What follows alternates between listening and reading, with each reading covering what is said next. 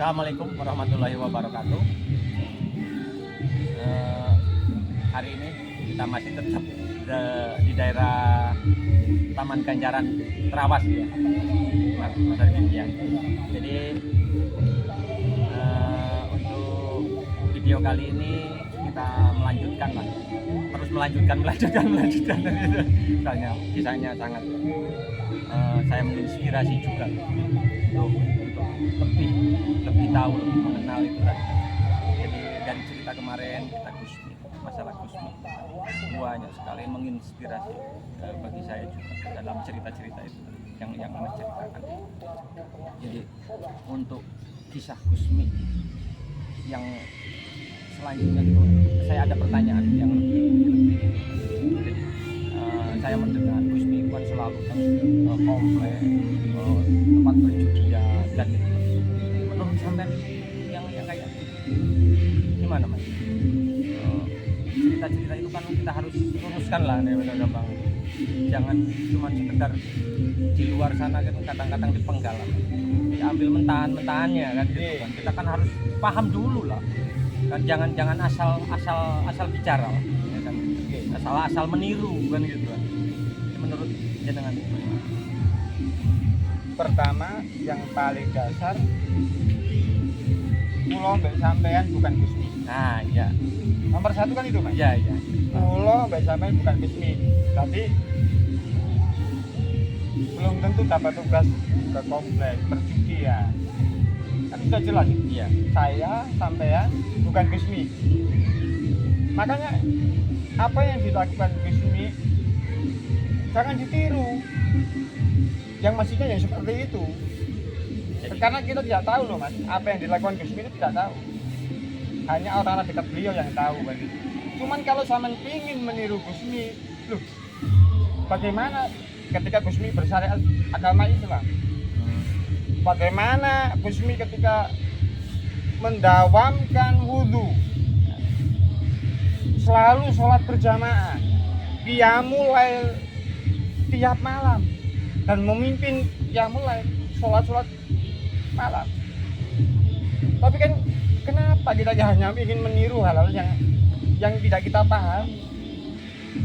Jadi banyak orang yang apa namanya, kalau kita dengar, malah saya dengar dari teman saya sendiri lah kan kayak gitu. Banyak orang yang meniru ABC tentang penyelenehan, kalau orang yang tidak tahu penyelenehan kan gitu. Padahal kan kalau dari sudut pandang yang lain kan bukan nyeleneh kan, aslinya kan kayak gitu Mas. Jadi selalu itu. Jadi kita kan juga yang mendengar kadang-kadang kan ya masa sih kan kayak gitu kan, masa ulama sebesar itu kan kayak gitu. Kan kita harus tahu juga tentang apa yang dilakukan Gusmi, bahwa Gusmi ke komplek itu ada tugas-tugas yang khususnya pribadinya dia kan gitu, yang tidak dimengerti orang lain kan gitu. Kan yang pasti ketika Gusmi melakukan perjalanan ke komplek, ke dunia perjudian, tidak ada satupun mas santri yang diajari seperti itu. Tidak ada Mas. Tapi yang diajarkan Gusmi bagaimana akhlak kepada orang tua, akhlak kepada guru, menjalankan syariat agama Islam dengan sebaik mungkin. Itu yang selalu diajarkan Gusmi. Bagaimana kita mempelajari Quran, menghafalkan Quran, selalu berpanduan dalam kehidupan ini dengan Quran. Bagaimana Gusmi memuliakan orang-orang yang hafal Quran, orang hafidho. Ini banyak sekali hal yang bisa kita tiru. Secara syariat kita bisa melakukan. Tapi kenapa kita terjebak dengan hal-hal yang tidak kita ketahui? Kan banyak orang yang meniru itu kan, yang khususnya apa namanya, kalau bahasa sekarang keistimewaannya Mas, yang banyak ditiru kan di situ kan. Jadi bahasa Jawa ini akeh sing kecelik. Pasti Mas. Apa yang dianugerahkan oleh Allah Ta'ala kepada Gusmi belum tentu diberikan kepada orang lain. Bahkan itu mungkin hanya untuk Gusmi Mas. Padahal ya Mas ya, ini menurut saya pribadi, Gusmi itu kan mengajarkan kemanusiaan kan. Istilahnya Gusmi sudah melangkah ke rahmatan lil alamin, meneruskan perjuangan Rasulullah Mas. Jadi kita belum, untuk diri sendiri, keluarga belum tahu. tuntas. Untuk permasalahan keluarga kita sendiri, diri kita sendiri aja belum tuntas. Pengen niru yang rahmatan lil alamin untuk umat manusia, belum nyampe kita, Mas. Ya dari situ kita kan udah sedikit lah tahu Oke. dari sampean. Terus kalau masalah Gusmi gimana sih, kita kan sebagai manusia di dalam kehidupan sehari-hari ya banyak masalah. Nah terus menurut jenengan kalau dengan cara-cara Gusmi cara menyelesaikan masalah-masalah kehidupan sehari-hari itu gimana? Oke. Kan kemungkinan kan besar ada cara-cara yang dilakukan Gusmi tapi kita kan nggak tahu kan. Oke. Nah, ini dari sudut saya pandang pribadi, Mas. Untuk saya pribadi, masalah kan Banyak. saya di video sebelumnya saya pernah berbicara atau bilang bahwa setiap orang yang pernah dekat Gusmi atau kenal Gusmi seakan-akan mempunyai hubungan yang sangat dekat sekali. Nah, Kan merasa kita kan sah-sah saja. Sah-sah saja. Sah-sah saja. nggak ada kayak sah saja. Cuman- Siapapun kan. Oke. Untuk saya pribadi, apa ajaran Gusmi yang sangat mendasar untuk, karena kita hidup di dunia pasti banyak masalah. Iya. Satu poin, nah, kalau kita ngomongin teori yang selalu disebutkan Gusmi adalah, kalau dalam ajaran agama Islam adalah alhamdulillahirabbil alamin. Bersyukur, Mas, apapun yang kita hadapi. Bahkan kata-kata Gusmi yang sangat populer, kendil guling alhamdulillahirabbil alamin. Istilahnya tuh dandang jejak alhamdulillahirabbil alamin, dandang guling alhamdulillahirabbil alamin. Usaha sukses alhamdulillahirabbil alamin, usaha bangkrut alhamdulillahirabbil alamin. Iya, iya. Pendidikan sederhana dari Gusmi, kita tidak pantas di dunia ini kalau tidak alhamdulillahirabbil alamin, tidak bersyukur. Itu bagi saya pribadi. Faktanya, kenyataan yang kita alami, bumi, matahari, dan alam semesta ini kita tidak pernah membuat. Tapi kita sering terjebak ketika mengalami satu masalah, kita terjebak seakan-akan dunia ini sangat sempit sekali. Padahal Allah sudah Fasilitasi semua. memfasilitasi bahwa dunia ini sangat luas sekali. Bukan kita kan saya juga pribadi kadang terjebak di situ sih. Terjebak di situ. Oke. Kebanyakan orang lah kemungkinan. Terutama saya pribadi terjebaknya kan sudah dikasih kita kan dan kayak gini, jadi terjebaknya gitu. Jadi harusnya kita kan sampai ke alhamdulillah kan gitu. Terus teori-teori Gusmi yang itu kan dalam permasalahan, terus dalam permasalahan keluarga, Mas, kan saya mendengar dari cerita-cerita juga Gusmi terus tahu meninggalkan keluarganya, anak istrinya kan kayak gitu. Dan menurut jenengan itu ya gimana? Nah, itu salah satu contoh perilaku atau kebiasaan Gusmi yang tidak bisa kita tiru. Sama yang Mungkin, poinnya yang karena kayak yang kita tidak tahu apa tugas Gusmi, apa yang dilakukan Gusmi, kita tidak pernah tahu. Jadi sebaiknya kita ya keluarga ditata, keluarga diatur gitu aja. Jangan sampai seperti itu. Belum nyampe, ilmu kita yang belum nyampe, tauhid kita yang belum nyampe. Kalau Gusmi sudah nyampe, anak, istri, keluarga dipasrahkan sama Allah, kita belum, Mas. Kita banyak dosa. belum nyampe ke situ. Makanya kalau kita belajar dari Gusmi, belajarlah apa yang bisa kita lakukan dan tidak bertentangan dengan syariat agama Islam. Kalau kita beragama Islam, poin pentingnya di situ. poin pentingnya jangan melakukan perbuatan atau atas nama Gusmi, mencontoh Gusmi hal yang bertentangan dengan syariat agama Islam. Jadi minimal kita sebagai manusia intinya cuman cukup bermanfaat itu tadi, Mas, berbuat baik dan berbuat baik kan gitu. Oke. Terus solusi lagi. Pertama kan teori Gusmi adalah bersyukur atau alhamdulillahirabbil alamin. Kedua, dalam menyelesaikan permasalahan di dunia ini harus pakai pakem Al-Qur'an. Itu paling penting ya. Oke. Jadi Kalau kita nggak paham Al-Quran, ya jangan jauh-jauh sama alim ulama yang menguasai Al-Quran.